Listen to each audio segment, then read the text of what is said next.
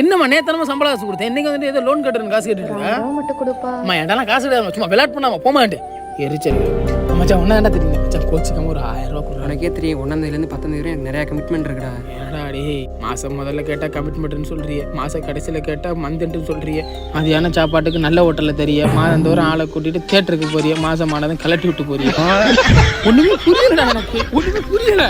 மச்சான் இங்கதான் இருக்கியா? உனக்கு தான் இந்த உலகமே சுத்தி வரேன்டா. உலகம் ஒரு உருண்டை தான்டா, ஆனதுக்காண்டி உருட்டுற அளவுக்குலாம் இல்லை. சரி மச்சான், ஒரு 100 ரூபா அந்த ஜிபே பண்ணி விடுறான். அப்பல நீயாவது 100 ரூபா அக்கௌண்ட் வந்தா மாத்தி விடுறா. என்கிட்ட அக்கௌண்டே இல்லடா.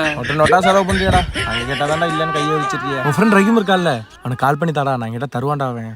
உங்களிடம் சரியான ரீசார்ஜ் திட்டம் இல்லை. அப்பல ஓபனா கொடுமாப்ல. போன் என் பொண்டாடி மாதிரி யாருக்கும் தர மாட்டேன். அப்ப சர்வீஸ் யார் பண்றா?